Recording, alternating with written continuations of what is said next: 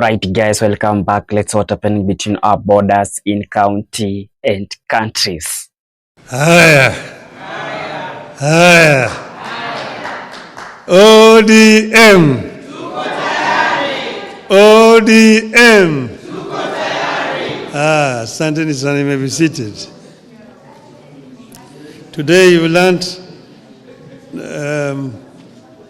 all protocols observed.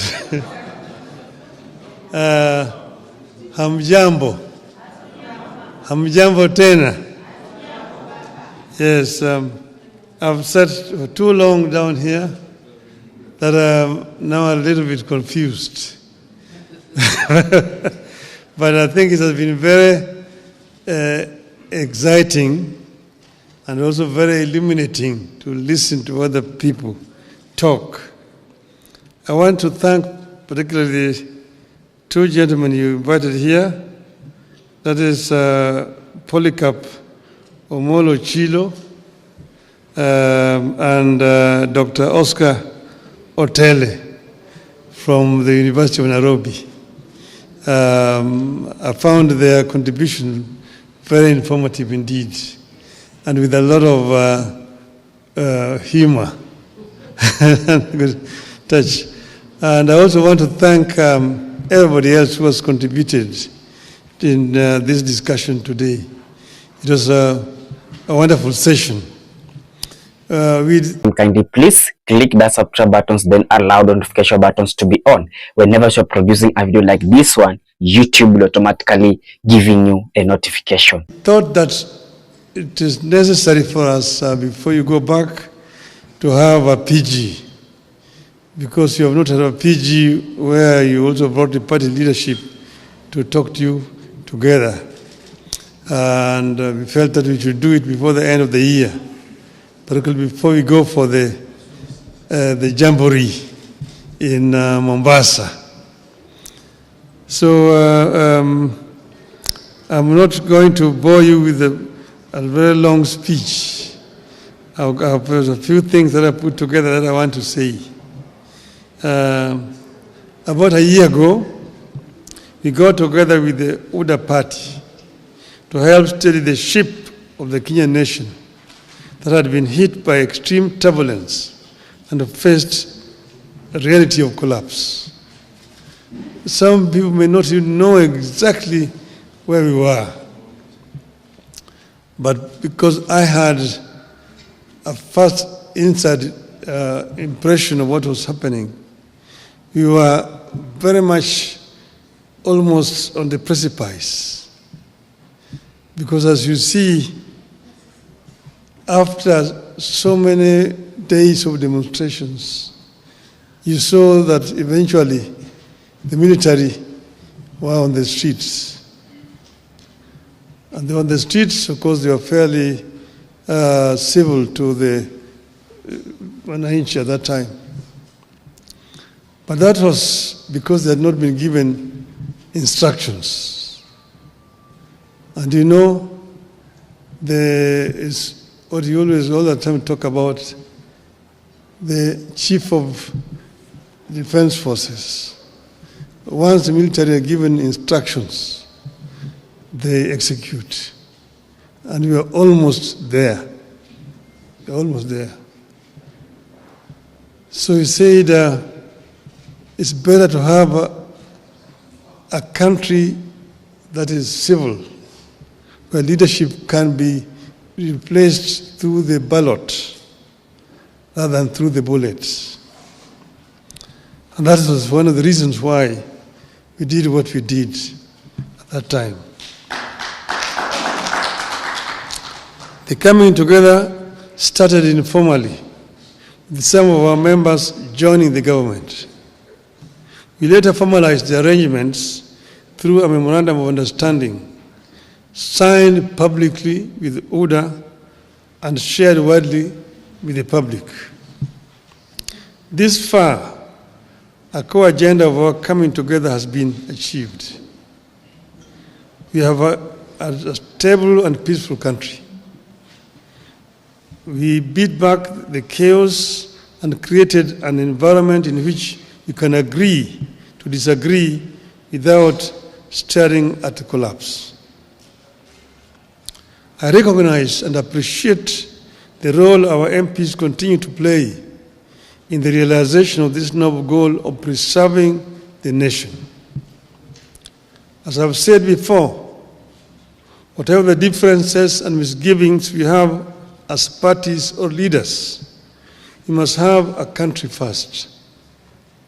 Only then can we set about discussing how to perfect the nation's imperfections and even who is to lead the nation. This is a core belief of our party. We stand for and with the country and act in the interest of the people of Kenya. I am convinced that Kenyans want Kenya to stand, and we stand with them on this.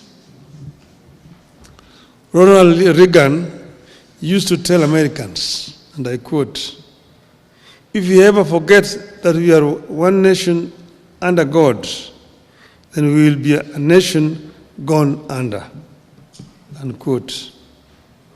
As Kenyans, we know only too well what happened to nations that went under.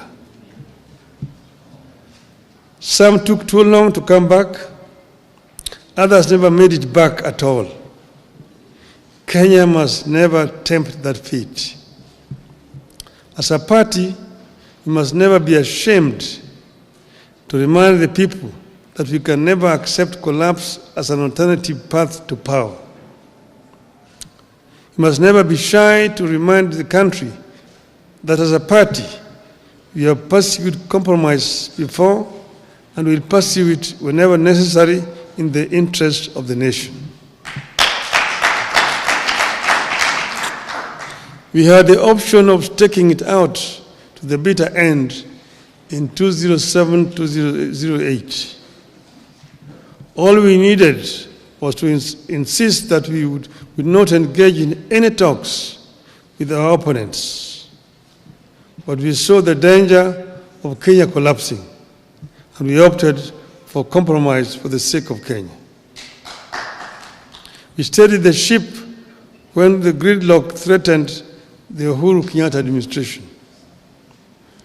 In order to make the country move forward and pass some of the agenda that was seen to be pro-people between 2018 and 2022, ODM had lent a hand.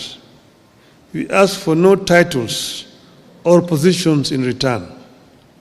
We insisted only on better policies and programs for the people of Kenya and reforms so that we would not witness the repeat of what had happened in 2017.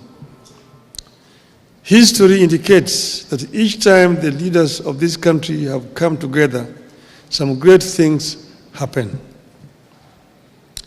We got the 2010 Constitution because we made compromises with the President Daniel Arap Moi and made him appreciate that it was in his interest, as well as the country's, to midwife a new constitution.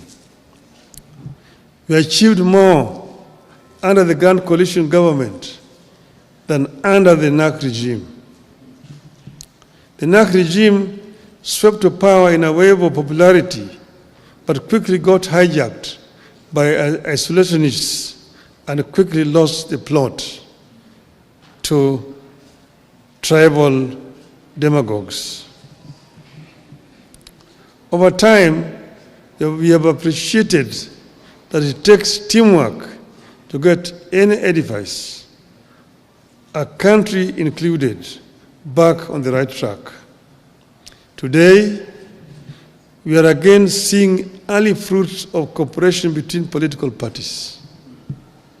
By blending what ODM has always believed in with what ODA believes in, we came up with their widely accepted 2025-2026 budget. Thanks to the ODM experts.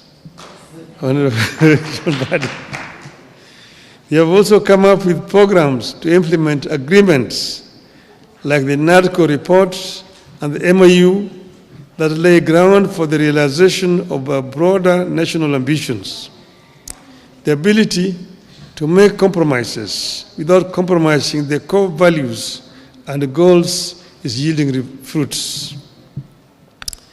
We are not out of the woods yet, but we are in a better place today than at this time in 2024 or this time in 2023. Much work remains to be done in the pursuit of a stable, equitable, and prosperous country that delivers to the citizens. It will require firm and resolute leadership, regular consultations, more sobriety, and constant focus on the needs of the people. I mention sobriety because in times like this, it is possible for politicians to spend more time listening to the echoes of their own voices and the cheers from the masses, and forget that we are leaders and we are supposed to be leading.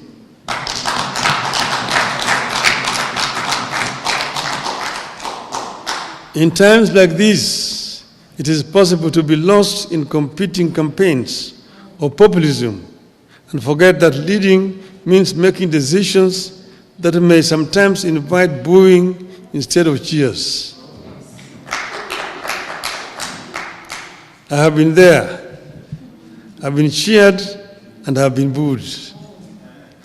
I was once set up against the people when I set about clearing the ground for the Thika superhighway and the bypasses around Nairobi. Today, everyone claims credit for Thika superhighway and the bypasses. My colleagues in Parliament once disowned me when, together with KANU, I championed the Constitution Review Commission that laid the groundwork for what became the 2010 Constitution, and which everyone claims credit for today. So my appeal to you as we embark on some of the legislative agenda coming up is that you should never feel powerless or feel like giving up because populists around you are seeking popularity at the expense of leadership. When they call you Baba and someone sets the homestead on fire, does Baba join the burning of the homestead just because it looks like exciting, or does Baba help to put out the fire? Does Baba release his sons and daughters to add fuel to the fire, or does Baba ask his children to fetch water? I know you know the answer.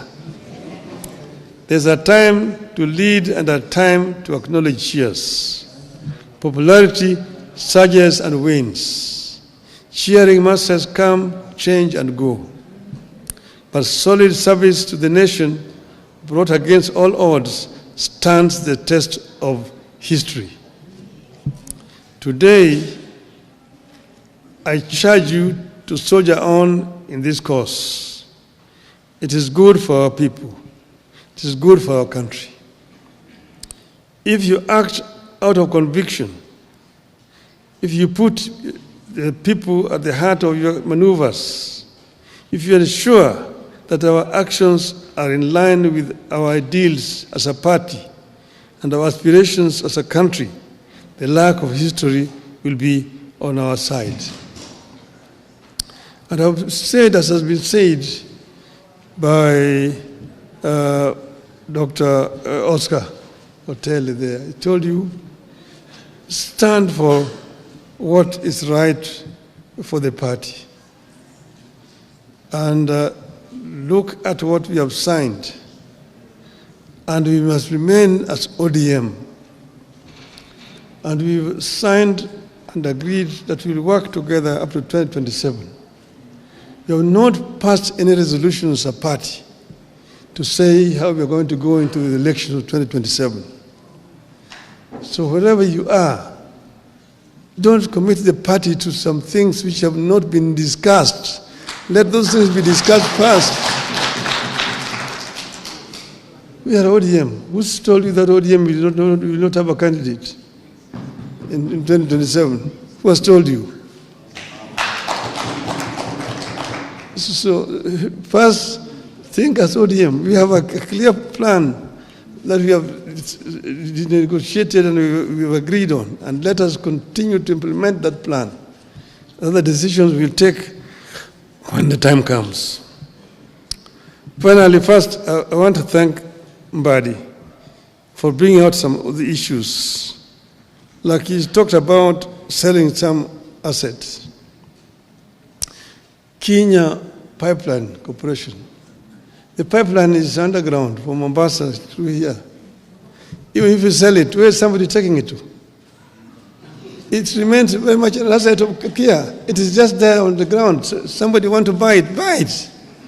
That is what Margaret Thatcher told Britons when the Arabs were coming with petrodollars to buy historical buildings in the UK. She said, even if they buy Buckingham Palace, where are they going to take it? It remains here. Your asset. It's an idle asset. Sell it so that you get money instead of going to borrow. Make money to invest instead of going to borrow here. I want to sell the shares of Safaricom. Why not? Why don't you sell the shares of Safaricom? It just remains here in the country. This is what my friend, the Indian Prime Minister, Mr. Narendra Modi, has done in India. When he invited me to go to Gujarat as chief minister then, I went as a chief guest in what is called a Vibrant Gujarat. And there were many people who had been invited from outside India. And I was in a panel discussion with some of the Indian conglomerates, the Ratan Tata, the Adani groups, and all this together. And we saw how many deals were being signed, people coming to invest in Gujarat. State of Gujarat is one of the states of India. The economy of Gujarat was growing at the rate of 13% per annum, compared to 5-6% of other states.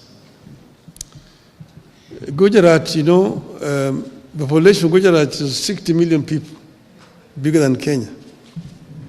So I asked Modi, how did you manage to achieve this? He went into his bookshelf and brought me a piece of legislation. He said, this is the secret. This was a PPP law of Gujarat, which he said, make it simple like this. It will attract people to come and invest in your country.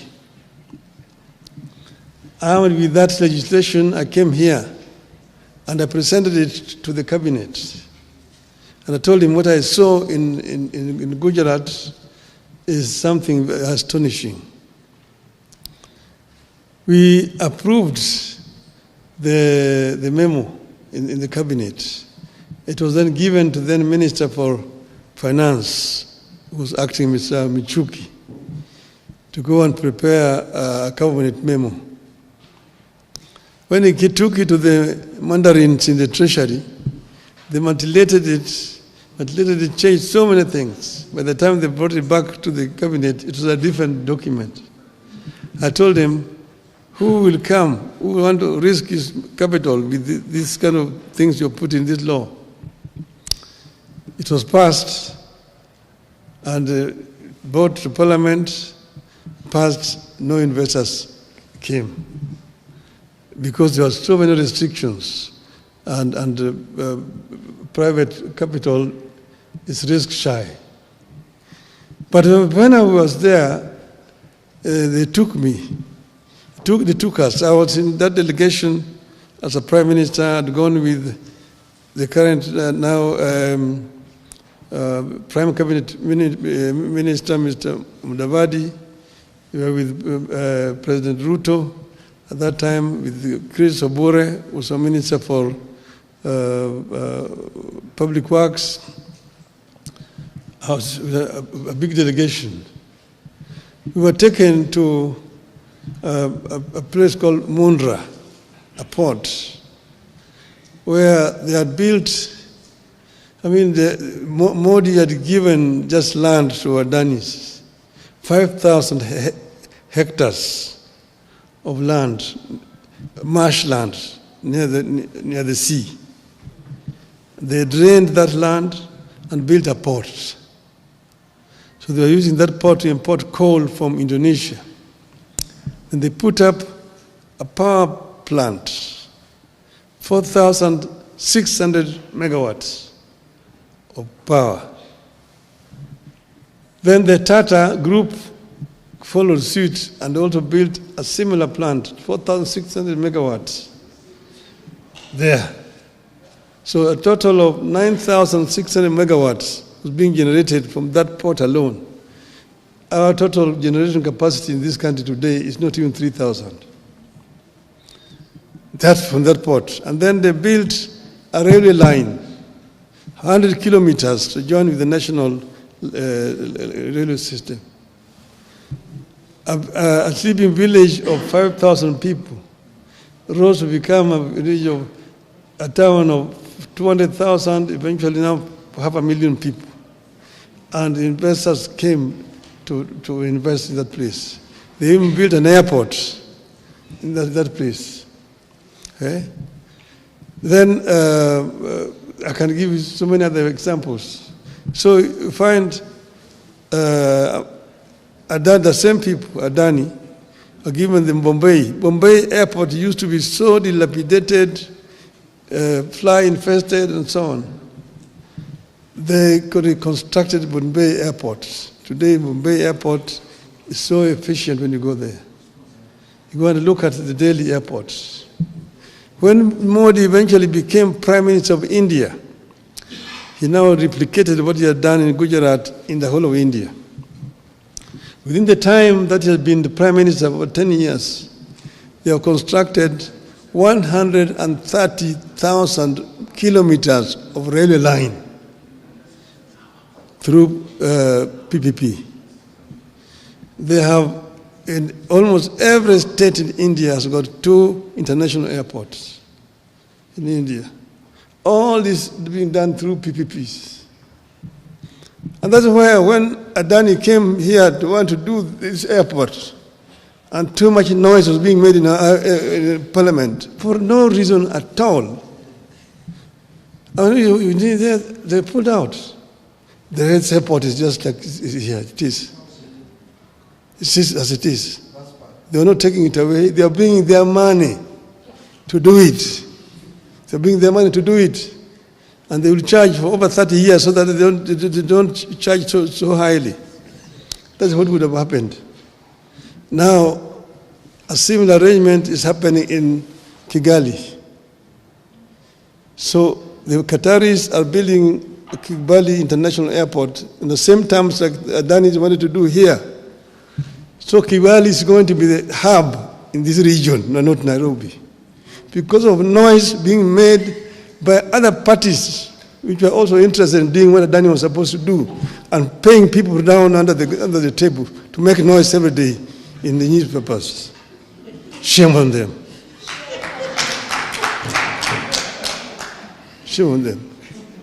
We need to wake up as a country, because if we don't wake up, we're going to continue to sleep. There's many opportunities that are available for us as a country. We as ODM must remain ODM and remain focused.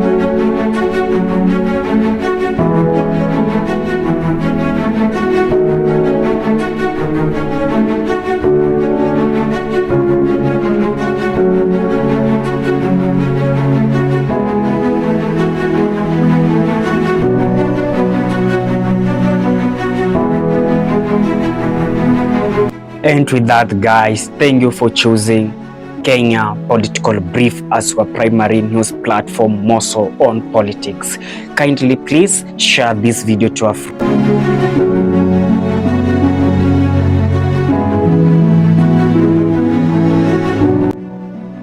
If politics is your passion, this is the place you really wish to be. Kindly subscribe. Bye bye.